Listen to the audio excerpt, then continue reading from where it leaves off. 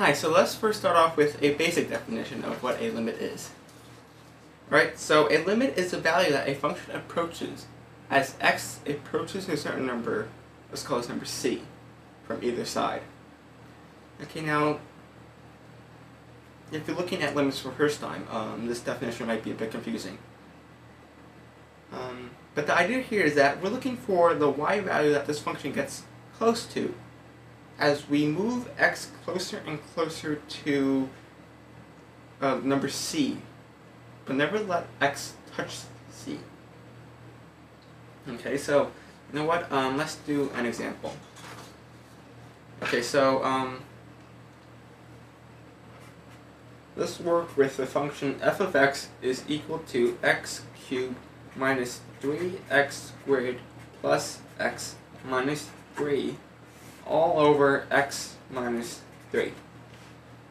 Okay, and so let me ask the question. What value does this function approach as x approaches 3? Okay, so how should we do this? Well, you know what? Let's first plug in 3 into this equation and see what we get. That's not the question, but let's do it to see what we get. Okay, so when we plug in 3, we actually see that the function is undefined at that point. And the reason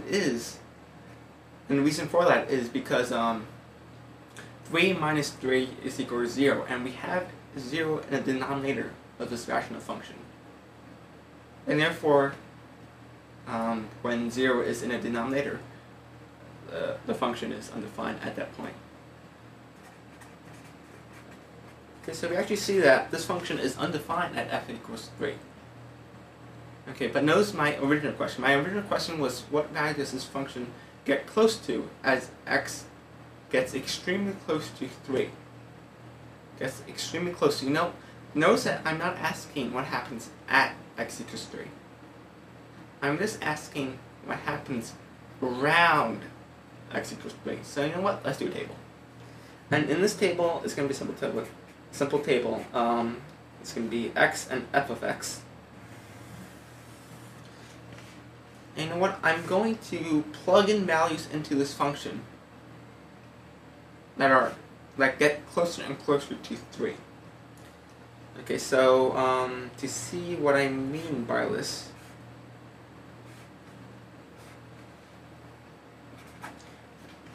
okay, so let's first start off with x equals 2. Okay, so when x is equal to 2, f of x is equal to 5. Right? Okay, let's get closer to 3. Let's choose 2.5. Okay, so when x is equal to 2.5, f of x is equal to 7.25. Okay, let's get even closer. Let's choose 2.9. Okay, so when x is equal to 2.9, f of x is equal to 9.4 to 1. Can we get closer to 3? Yeah, okay. Let's choose 2.99. Okay, so when x is equal to 2.99, f of x is equal to 9.940. 1. Okay.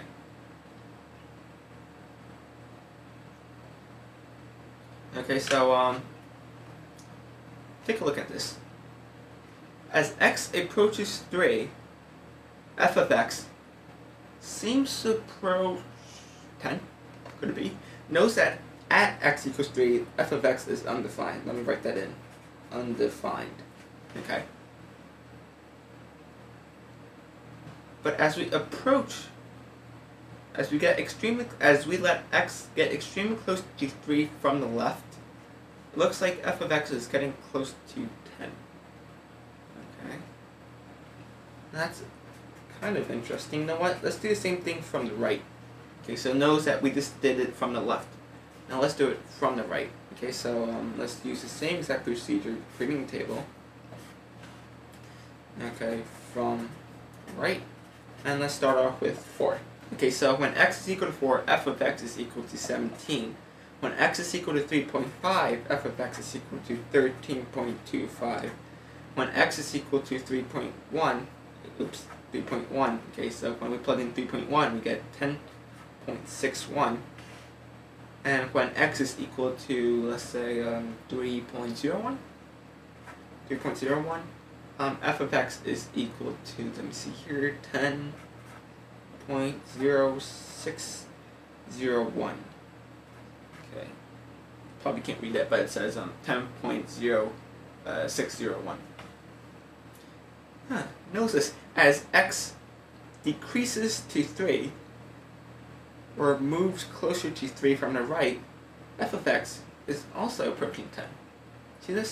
As x approaches 3, f of x is approaching 10 from either side. From this side, it's going up to 10. From this side, f of x is decreasing to 10. 17, 13, 10, right? And from this side, it's 5, 7, 9, 10. Okay, so notice here that the function is approaching 10 from either side. We just did a limit. Okay, so let me write this down. So as x is approaching 3, as x is approaching 3, notice that f of x is approaching 10. Okay? And we call this number the limit. Okay, so this is the limit here. What's the limit of? Okay, this is the limit of f of x as x approaches 10. You know what? Let me write this using the following notation. The limit of f of x as x approaches 3 is equal to 10. Do you see that?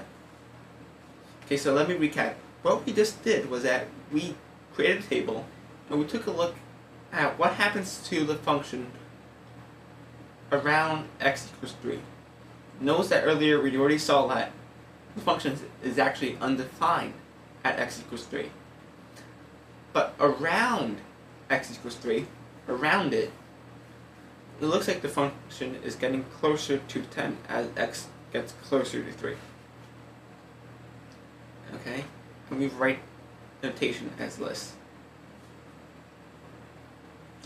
Right? So, as x approaches 3, f of x gets extremely close to 10, but never quite touches it. Notice what I said, but never quite touches it. Right? So, if we move even closer to 3 from the side, so instead of 2.99, we did 2.999, f of x is going to be 9.994. And see that, so it's getting closer to 10. And if we did 2.9999999, f of x is going to be so close to 10, but never quite touch it. And when x is actually 3, f of x is actually going to be undefined. But that doesn't matter. What matters is that as we let x get extremely close to 10, f of x gets extremely close to 10. Wait, that didn't make sense. That didn't make any sense. I'm sorry. As we let x get extremely close to 3, f of x gets extremely close to 10. And that's the concept of a limit. Okay, so if we write this equation generically, the form is limit of f of x as x approaches a certain number c. Okay, and this number is going to be the limit. It's just L here for limit. Okay, so hopefully that made some sense. Okay, so that's a limit. And let me show you one more thing. Okay, so what we did, there's also something called a left-hand limit and a right-hand limit. Basically, a left-hand limit looks only at the left side of the function. Okay, so of the value c. Okay, so you know what? Let's do a left-hand limit with this equation. Okay, so as we approach x equals 3 from the left, we see that f of x gets closer to 10. Alright, so let me write this here.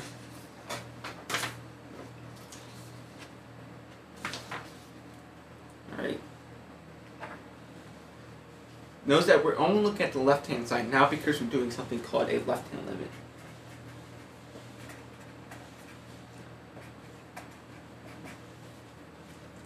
Okay, so as x approaches 3 from the left, f of x seems to approach to 10.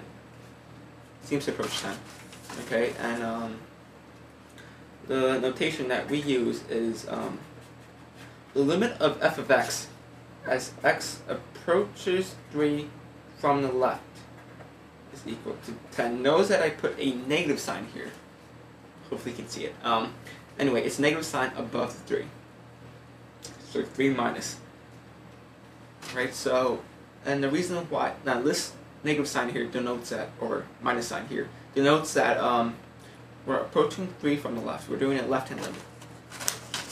Okay, and so in this left-hand limit, we're looking at values of x that are smaller than 3. Okay, so we're letting x get extremely close to 3 without ever touching 3, using numbers that are smaller than 3. Okay, so we're only looking at this part. Right, okay. Now, with a right-hand limit, we're only looking at this part. Okay, so basically same thing.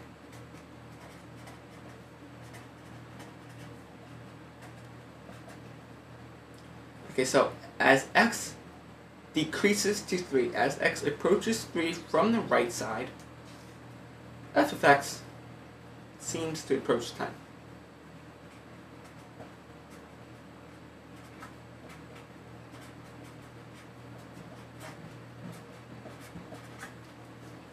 Alright, so notice here I wrote it kind of big, but it's a plus sign.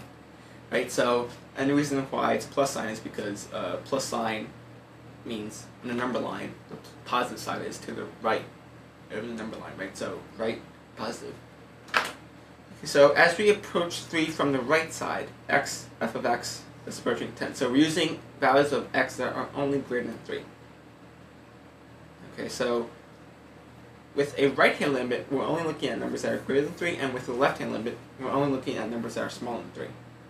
And we're looking to see what value this function approaches as x approaches 3. Left-hand limit, right-hand limit. Okay. Now earlier, here's the definition of limit. Notice that limit is a value that a function approaches as x approaches c from either side, from both sides. Okay, so for this limit to exist, these two numbers must approach the same number. Right? I don't know if I made that clear. For this limit to exist, here, the left-hand limit and the right-hand limit must be the same.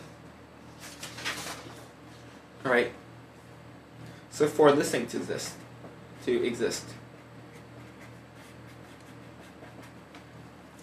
for this limit to exist, the left-hand limit must equal the right-hand limit. Right, so this equals 10, right? Okay, so the left-hand limit equals 10. The right-hand limit equals 10. Okay, we're good. Both of these are equal to 10, and therefore the limit equals 10. Okay, so this is something that we'll be exploring later, but for the limit to exist, so as x approaches 3 from the left and from the right, f of x must approach 10 from both sides, and in this case it does. Therefore this limit does exist, and therefore the limit of f of x as x approaches 3 is equal to 10. Okay, so that's the limit. If you don't quite get that, you know what, listen to the next lesson and hopefully it'll clear it up. Okay, so the limit, let's recap. Limit is a value that the function gets extremely close to as x approaches number c from both sides. Okay. See you later.